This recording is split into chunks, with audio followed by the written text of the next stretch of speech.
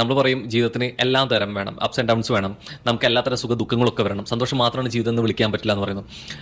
മഞ്ജു ചേച്ചിയുടെ ഒരു POV എങ്ങനെയാ ജീവിതം എല്ലാം കൂടി വരുന്നതാണോ ജീവിതമായിട്ട് വിളിക്കാൻ? എല്ലാം കൂടിയൊക്കെ വരും, പക്ഷെ ഇത്രയും അപ്പ് ആൻഡ് ഡൗൺസ് വേണ്ട അല്ലേ? വല്ലാത്ത ഇറക്കമാണ്, വല്ലാത്ത ഇറക്കമാണ്. അവിടെ നിന്ന് പോരാനായിട്ട് എന്താണെന്നറിയാമോ, ഇത്രയും ഇറക്കം നമ്മുടെ ജീവിതത്തിൽ വന്നിട്ടുണ്ടെങ്കിൽ നമ്മുടെ ഹോപ്പ് നഷ്ടപ്പെട്ടു പോകും.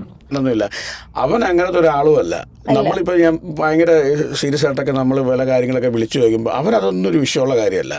അവനങ്ങനെ ഒരു ഇതൊന്നുമില്ല. നമ്മൾ ആദ്യമായിട്ട് കാണുമ്പോൾ അയ്യോ ഇത് ഒരു സാമട്ട് എല്ലാം ഈസിട്ട് ഒരാളവൻ.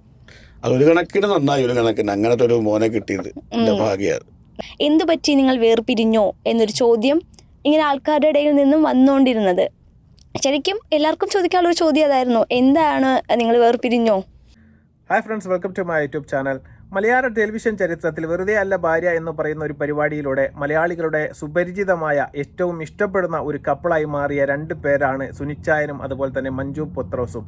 അവരുടെ ജീവിതത്തിൽ ഒരുപാട് പ്രശ്നങ്ങളൊക്കെ അതിനുശേഷം ഉണ്ടായി. അതൊക്കെ ശരിയാണ് എങ്കിലും ആ സമയത്ത് ഏതായാലും മഞ്ജു പത്രോസിനെയും അതുപോലെ തന്നെ സുനിച്ചായെയും നമുക്ക് എല്ലാവർക്കും അറിയുന്നത് ഈ വെറുതെ അല്ല ഭാര്യ എന്ന് പറയുന്ന ഒരു പരിപാടിയിലൂടെ തന്നെയാണ്.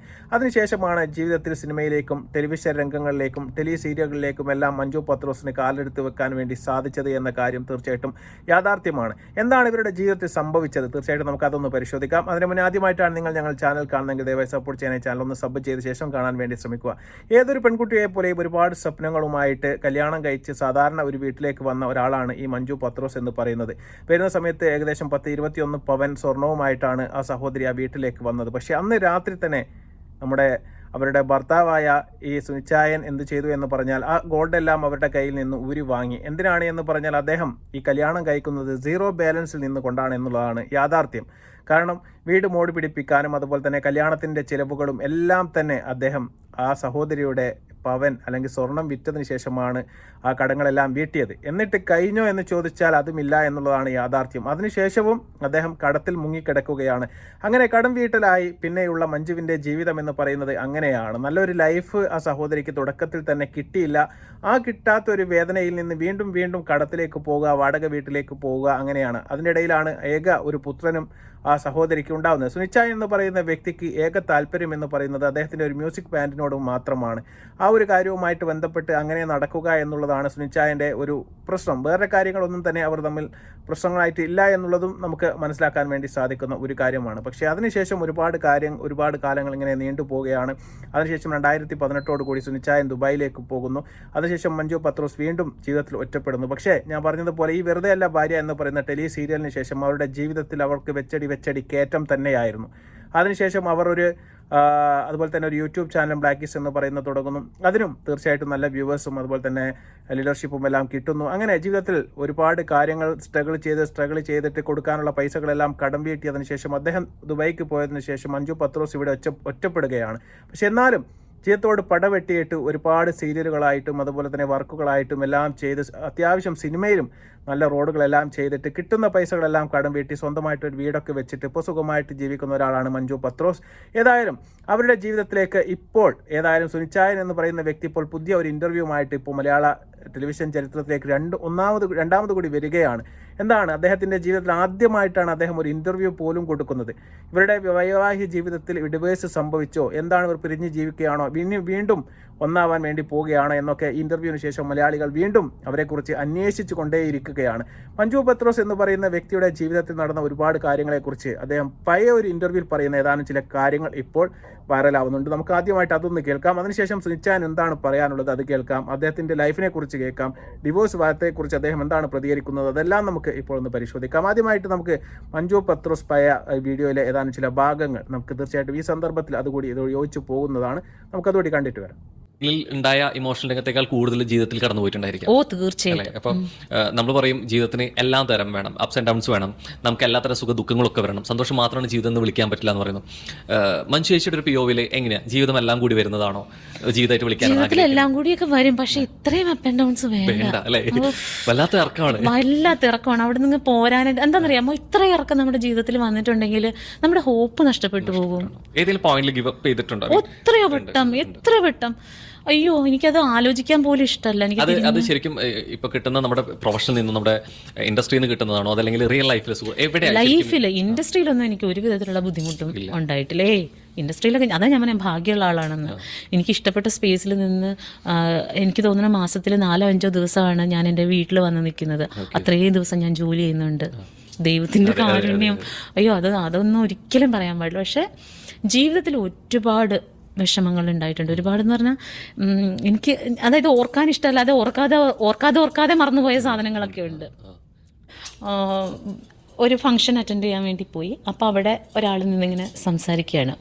അപ്പോൾ ഇവർ അത്ര ഈസി ഒന്നുമല്ല. ഒരു ഘട്ടത്തിനെ ഇവർ പറയും, രാവിലെ എഴുന്നേറ്റ് നിന്ന് കണ്ണാടിയിൽ നോക്കിയിട്ട് പറ നീ സൂപ്പറാണ്, നിന്നെ എനിക്ക് ഭയങ്കര ഇഷ്ടമാണ്, ഓ മോളെ ലവ് യു ബെസ്റ്റ് എന്നൊക്കെ പറ.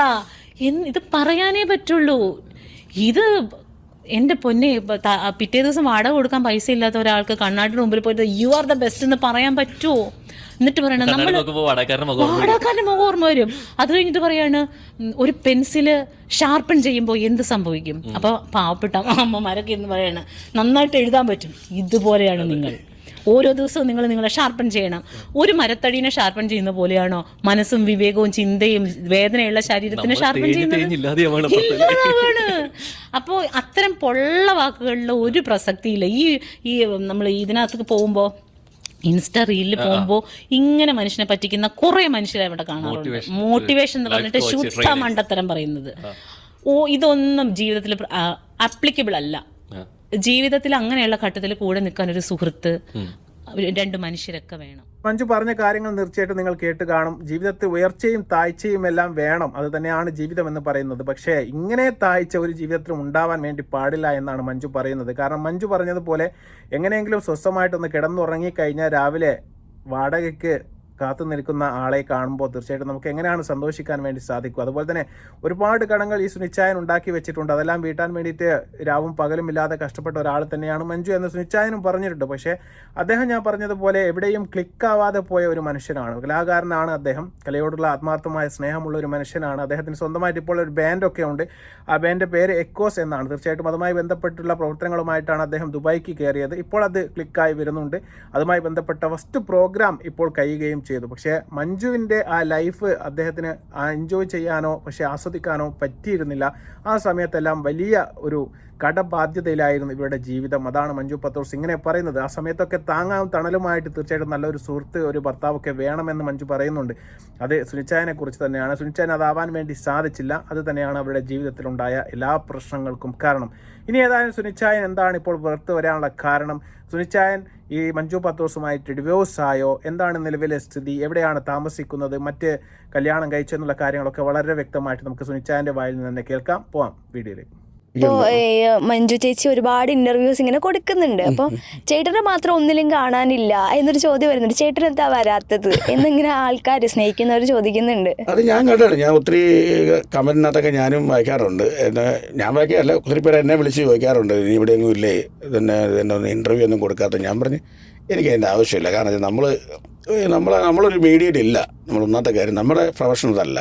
നമ്മൾ മ്യൂസിക്കുമായിട്ട് നമ്മളിങ്ങനെ ഒതുങ്ങിക്കൂടി ജീവിച്ചു പോവുക. സ്വസ്ഥം സുഖം. ഞാൻ ഇപ്പോൾ കോട്ടയത്തുണ്ട്. ഞാൻ ഒറ്റയ്ക്കാണോ ഇപ്പോൾ ഞാൻ ഒറ്റയ്ക്കാണ് താമസിക്കുന്നത്. പിന്നെ എൻ്റെ ഫ്രണ്ട്സ് എല്ലാം ഉണ്ട്. ഞങ്ങൾ അവിടെ തന്നെയാണ് പ്രാക്ടീസും ഇങ്ങനെ എഡിറ്റിങ്ങും റെക്കോർഡിങ്ങും ചെറിയൊരു സ്റ്റുഡിയോ പോലൊക്കെ ഞാൻ സെറ്റ് ചെയ്തിട്ടുണ്ട്. അപ്പോൾ അതിൻ്റെ പ്രോഗ്രാമും കാര്യങ്ങളൊക്കെ ആയിട്ട് ഞാൻ എൻഗേജ് ആണ് ആക്ച്വലി. ഇപ്പോൾ വെറുതെ അല്ല ഭാര്യ, അതിനുശേഷം ചേട്ടനെ ബ്ലാക്കീസ് എന്ന് പറഞ്ഞ ഒരു യൂട്യൂബ് ചാനലിലൂടെയാണ് വ്ളോഗ് ചെയ്യുന്നതായിരുന്നു. അപ്പോൾ അന്നൊക്കെ ഭയങ്കര വ്യൂവേഴ്സും ആരാധകരൊക്കെ ചേട്ടനും ഫാമിലിക്കൊക്കെ ഉണ്ടായിരുന്നു. അതിനുശേഷമാണ് ചേട്ടനെ പിന്നെ ആ വീഡിയോസിൽ കാണാതായി, ഒരു ഫാമിലി ഫങ്ഷൻസിൽ കാണാതായി. അങ്ങനെ കാണാതായി വരുമ്പോഴായിരുന്നു ഓഡിയൻസിൻ്റെ ഭാഗത്ത് നിന്ന് അങ്ങനെ ഒരു ക്വസ്റ്റ്യൻ വന്നു തുടങ്ങിയത്. എന്തു പറ്റി നിങ്ങൾ വേർപിരിഞ്ഞോ എന്നൊരു ചോദ്യം ഇങ്ങനെ ആൾക്കാരുടെ ഇടയിൽ നിന്നും വന്നുകൊണ്ടിരുന്നത്. ശരിക്കും എല്ലാവർക്കും ചോദിക്കാനുള്ളൊരു ചോദ്യം അതായിരുന്നു, എന്താണ് നിങ്ങൾ വേർപിരിഞ്ഞോ? ഇല്ല, ഞങ്ങൾ ഇതുവരെ ഡൈവോഴ്സ് ആയിട്ടില്ല. ലീഗലി ഡിവോഴ്സ് ആയിട്ടില്ല. ഇല്ല, ബ്ലാക്കീസ് എന്ന് പറഞ്ഞ ചാനൽ മഞ്ജുവും സിമിയും കൂടെ തുടങ്ങിയ ചാനൽ. അതിൻ്റെ സ്റ്റാർട്ടിങ്ങിൽ ഞാനുണ്ടായിരുന്നു. ആ സമയത്താണ് ഞാൻ പുറത്ത് പോകുന്നത്, ദുബായിക്ക് പോകുന്നത്. അത് കഴിഞ്ഞ് പിന്നെ അവർ ചാനൽ നടത്തുവാണല്ലോ. പിന്നെ നമ്മൾ അതിനകത്ത് എന്തോ ഒരു ഓണത്തിന് ഞാൻ അവധിക്ക് വന്ന സമയത്ത് ഓണത്തിന് ഞങ്ങളെല്ലാം കൂടെ ഫുഡ് കഴിക്കുന്ന ഒരു എപ്പിസോഡൊക്കെ ഉണ്ടായിരുന്നു. പിന്നെ ഞാൻ 2 വർഷം കൂടിയൊക്കെ ഞാൻ വരുന്നത്. ഞാൻ വന്നാലും പുള്ളിക്കാരി ഷൂട്ടും കാര്യങ്ങളൊക്കെ ആയിട്ട് നടക്കുന്നു. അങ്ങനെയൊക്കെ ആയതുകൊണ്ട് ഞാൻ പിന്നെ അതിനകത്ത് വന്നിട്ടില്ല. പണ്ട് ആവശ്യം വന്നിട്ടില്ല, അതായിരിക്കും. പിന്നെ ഞാൻ പറയില്ല, ഞാനിങ്ങനെ എനിക്ക് ഭയങ്കര ചമ്മലാണ് ഈ മീഡിയക്കകത്ത് വരുന്നതൊക്കെ. നമ്മളങ്ങനെ വന്നിട്ടില്ല ഇതുവരെ. ഇപ്പം ഞാൻ പറഞ്ഞത് എൻ്റെ ഈ ഓർക്കസ്ട്രയ്ക്ക് വേണ്ടിയാണ് ഞാൻ ആദ്യമായിട്ട് ഞാൻ ഒരു ബൈറ്റ് ഇടുന്നത്. എൻ്റെ ജീവിതത്തിൽ ഫസ്റ്റ് സംഭവം അത്. വെറുതെ അല്ല ഭാര്യ കഴിഞ്ഞിട്ട് ഞാൻ ആ മീഡിയ വരുന്ന ഫസ്റ്റ് പരിപാടി എക്കോസിന് വേണ്ടിയാണ് ഞാൻ വന്നത്. ഇപ്പോഴും പ്രേക്ഷകർക്ക് ആ ഒരു ഉത്തരം കൊടുത്തിട്ടില്ല ചേട്ടൻ, നിങ്ങൾ വേർപിരിഞ്ഞോ ഇല്ല, എന്നല്ല. പിരിഞ്ഞിട്ടില്ല. ഞങ്ങൾ ലീഗലി ഇതുവരെ വേറെ Legally divorce ആയിട്ടില്ല. ഡൈവേഴ്സ് ആയിട്ടില്ല. ഇപ്പൊ പിരിഞ്ഞാണ് താമസിക്കുന്നത്. അവര് ട്രിവാൻഡ്രത്താണ്. മഞ്ജു പത്രോസ് താമസിക്കുന്ന ട്രിവാൻഡ്രത്താണ്. ഞാൻ കോട്ടയത്ത് താമസിക്കുന്നു. ബർണാച്ചൻ ബാംഗ്ലൂർ നേഴ്സിംഗിന് പഠിക്കുന്നു. അവന് ഹോസ്റ്റലിലാണ്. ചേട്ടൻ ഒറ്റയ്ക്കാണോ? ഞാൻ ഒറ്റയ്ക്കാണ്. അപ്പോൾ നിലവിൽ അദ്ദേഹം പറഞ്ഞ നിങ്ങൾ കേട്ട് കാണും, അദ്ദേഹം ഇപ്പോഴും മഞ്ജു പത്രോസിന്റെ ഭർത്താവ് തന്നെയാണ്. നിയമപരമായിട്ട് ഡിവോഴ്സ് ആയിട്ടില്ല. പക്ഷേ രണ്ടുപേരും ഇപ്പോൾ വെവ്വേറെയാണ് താമസം. ഒരാൾ തിരുവനന്തപുരത്താണ്, ഒരാൾ കൊല്ലത്താണ്. അതുപോലെ തന്നെ ഏക മകനുള്ളത്, അവൻ പഠിക്കുകയാണ്, ബാംഗ്ലൂരാണ്. ഏതായാലും BSc നേഴ്സിംഗിനാണ് പഠിക്കുന്നത്. എല്ലാ കാര്യങ്ങളും വളരെ വ്യക്തമായിട്ട് അദ്ദേഹം നമുക്ക് പറഞ്ഞു തന്നിരിക്കുകയാണ്. ഏതായാലും അദ്ദേഹത്തിൻ്റെ മനസ്സിൽ നിങ്ങൾ കേട്ട് കാണും, ഞാൻ പറഞ്ഞതുപോലെ ഈ ഒരു മ്യൂസിക് ബാൻഡിനോടുള്ള സ്നേഹവും അതുപോലെ തന്നെ അതിനുള്ള ആത്മാർത്ഥമായ പ്രവർത്തനവും കൊണ്ട് ഒരുപാട് കാലമായിട്ട് അതിന് പിന്നാലെയാണ് അദ്ദേഹം. 2018 എന്ന് തോന്നുന്നു അദ്ദേഹം ആദ്യമായിട്ട് ദുബായിലേക്ക് പോവുകയാണ്. അതിനുശേഷം ഇപ്പോൾ 2026 ഇപ്പോഴാണ് അദ്ദേഹത്തിൻ്റെ ഗ്രൂപ്പും ബാൻഡൊക്കെ ഒന്ന് ക്ലിക്കായി വരുന്നത്. അതിൻ്റെ ആദ്യ പ്രോഗ്രാമൊക്കെ കഴിഞ്ഞ് വളരെ സന്തോഷത്തിലാണ് അദ്ദേഹം. അപ്പോൾ ബിസിയാണ്, എൻഗേജ്ഡ് ആണ്. ബാക്കി കാര്യങ്ങളൊക്കെ അദ്ദേഹം പറയുന്നുണ്ട്. അദ്ദേഹം ചികിത്സയുമായി ബന്ധപ്പെട്ട് ഇപ്പോൾ കൊല്ലത്തുണ്ട്. മഞ്ജു പത്രോസ് അവരുടെ കാര്യങ്ങളെല്ലാം നോക്കിയിട്ട് തിരുവനന്തപുരത്താണ് താമസം എന്നെല്ലാം പറഞ്ഞു വെക്കുകയാണ്. ഏതായാലും ഇപ്പോൾ നമുക്ക് വിശ്വസിക്കാൻ വേണ്ടി പറ്റുന്ന ഒരു കാര്യമെന്ന് പറയുന്നത് നിയമപരമായിട്ട് അവർ ഡിവോഴ്സ്ഡ് അല്ല എന്നുള്ളത് തന്നെയാണ്. പക്ഷേ പിരിഞ്ഞാണ് താമസിക്കുന്നത്. രണ്ടുപേരും രണ്ടുപേരുടെ കാര്യങ്ങൾ നോക്കി താമസിക്കുന്നു. മകൻ നാട്ടിൽ വരുന്ന സമയത്ത് അമ്മയുടെ കൂടെയാണ് താമസം. ആ കാര്യങ്ങളൊക്കെ പറയുന്നുണ്ട്. പിന്നെ ഒരു മകൻ്റെ കാര്യം പറഞ്ഞല്ലോ, ആ മകൻ എങ്ങനെയാണ് എന്ന കാര്യത്തെക്കുറിച്ചും അതുപോലെ തന്നെ അവനെന്തിനോടാണ് താല്പര്യം, ഇനി എന്താണ് അദ്ദേഹത്തിൻ്റെ ഭാവി എന്നതിനെക്കുറിച്ചൊക്കെ നമ്മുടെ അച്ഛൻ പറയുന്ന കാര്യങ്ങൾ കൂടി നമുക്കൊന്ന് കേൾക്കാം. ബർണാച്ചൻ ബാംഗ്ലൂർ നേഴ്സിംഗിന് പഠിക്കുന്നു. അവന് ഹോസ്റ്റലിലാണ്. ചേട്ടൻ ഒറ്റയ്ക്കാണോ? ഞാൻ ഒറ്റയ്ക്കാണ്. പറയുമ്പോൾ ചെറിയൊരു ക്ലാരിഫിക്കേഷൻ, ബർണാഡ് എന്ന് പറയുന്നത് ബർണാച്ചൻ എന്ന് പറയുന്നത് മകനാണ്. മകൻ ഇപ്പൊ ബാംഗ്ലൂരാണ് പഠിക്കുന്നത് അല്ലേ? ബാംഗ്ലൂർ നേഴ്സിംഗ് പഠിക്കുന്നു. അടിപൊളി. ഇപ്പൊ എത്ര വയസ്സുണ്ട് മോനെ? അവന് 20 വയസ്സുണ്ട്. 20 വയസ്സിന് ഫസ്റ്റ് ഇയർ കയറിയിട്ടുണ്ട് അല്ലേ? അപ്പം ബാംഗ്ലൂർ പോയിട്ട് ഇനി മകനെ കാണുമ്പോൾ ഒരു എക്സൈറ്റ്മെന്റും കാര്യങ്ങളും, അല്ലെ എങ്ങനെയാണ് നിങ്ങൾ ടൈം സ്പെൻഡ് ചെയ്യാറ്? അവൻ അങ്ങനൊന്നുമില്ല. അവൻ അങ്ങനത്തെ ഒരാളും അല്ല. നമ്മളിപ്പോൾ ഞാൻ ഭയങ്കര സീരിയസ് ആയിട്ടൊക്കെ നമ്മൾ പല കാര്യങ്ങളൊക്കെ വിളിച്ചു ചോദിക്കുമ്പോൾ അവനതൊന്നും ഒരു വിഷയമുള്ള കാര്യമല്ല. അവനങ്ങനെ ഒരു ഇതൊന്നുമില്ല. നമ്മൾ ആദ്യമായിട്ട് കാണുമ്പോൾ അയ്യോ ഇത് ഒരു സാമട്ട് എല്ലാം ഈസി ആയിട്ടില്ല. ആള് ഈ വ്ളോഗിങ്ങിലേക്കോ ഓൺലൈൻ ചാനൽ മീഡിയയിലേക്കോ എന്നെ പോലെ ഒരു ഷൈ മൂഡാവൻ. അവനങ്ങനെ മുമ്പിൽ അങ്ങനെ ഞാനും കണ്ടിട്ടില്ല. ഇടയ്ക്ക് വന്നാലും ചമ്മലോട് കൂടിയൊക്കെ അവനിരുന്ന് ക്യാമറയുടെ മുമ്പിൽ ഞാൻ കണ്ടിട്ടുള്ളൂ. പിന്നെ ഇതൊന്നും അവനെ ബാധിക്കുന്ന ഒരു കാര്യമേ അല്ല. അപ്പം നമ്മളിപ്പം ബാംഗ്ലൂർ എന്നാലും എടാ ഞാൻ ഇപ്പം അപ്പോൾ ഒന്നുണ്ട് കേട്ടോ മോനെ എവിടെയാണ്, ഞാൻ ഇപ്പം വൈകുന്നേരം അങ്ങോട്ട് വരുന്നുണ്ട് പറയും. അപ്പോൾ ഇന്ന് പറഞ്ഞില്ല അപ്പം ഞാൻ ഇന്ന് ക്ലാസ് അങ്ങനെയൊക്കെ കാര്യങ്ങളുണ്ട്, അപ്പോൾ നാളെ വാ.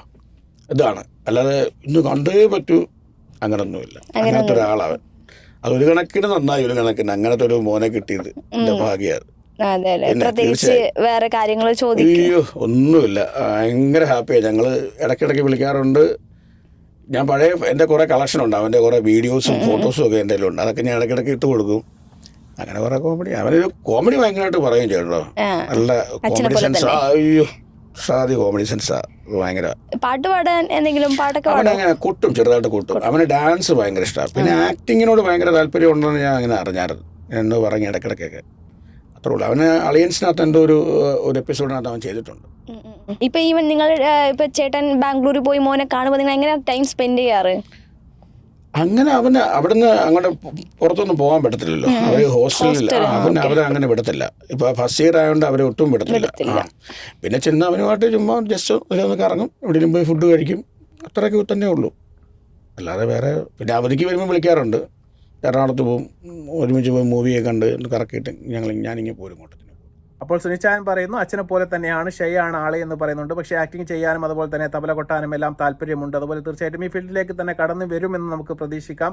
കാരണം BSc നേഴ്സിംഗ് ആണ് പഠിക്കുന്നത്. തീർച്ചയായിട്ടും ഒരു കരിയർ ബിൽഡ് ചെയ്തതിന് ശേഷമായിരിക്കും ഇത്തരം കലാപ്രവർത്തനങ്ങളുമായിട്ട് മുന്നോട്ട് പോകാൻ വേണ്ടി സാധിക്കൂ. കാരണം അച്ഛനെ പോലെ മകനുമായി പോകരുത് എന്നതുകൊണ്ട് തന്നെ ആയിരിക്കും ആദ്യമായിട്ടൊരു പ്രൊഫഷൻ അദ്ദേഹത്തെ പഠിപ്പിച്ചിട്ട് തീർച്ചയായിട്ടും ഒരു ജോലി കരസ്ഥമാക്കിയതിന് ശേഷം വീണ്ടും ചിലപ്പോൾ കലാരംഗത്തേക്കോ ഡാൻസിൻ്റെ രംഗത്തേക്കോ ആക്ടിങ്ങിൻ്റെ രംഗത്തേക്കോ ഒക്കെ വന്നാൽ നമുക്ക് അതിശയപ്പെടേണ്ടതില്ല. ഏതായാലും മഞ്ജു പത്രോസ് എന്ന് പറയുന്ന ആൾക്ക് തീർച്ചയായിട്ടും അഭിമാനിക്കാം. സ്വന്തമായിട്ട് കെട്ടിപ്പടുത്ത് തീർച്ചയായിട്ടും ഒരുപാട് ഈ പ്രശ്നങ്ങളോടും അതുപോലെ തന്നെ ഒരുപാട് സ്ട്രഗിൾ ചെയ്ത ഒരു സഹോദരിയാണ്. സ്വന്തം ജീവിതം കെട്ടിപ്പടുക്കാൻ വേണ്ടി ഇത്രമാത്രം കഷ്ടപ്പെട്ട മറ്റൊരാൾ മലയാള ഈ ടെലിവിഷൻ ചരിത്രത്തിൽ നമുക്ക് കാണാൻ വേണ്ടി അധികം സാധിക്കില്ല. ഏതായാലും ആ സഹോദരിക്ക് തീർച്ചയായിട്ടും ജീവിതത്തിൽ ഉയർച്ചകൾ ഉണ്ടാകട്ടെ.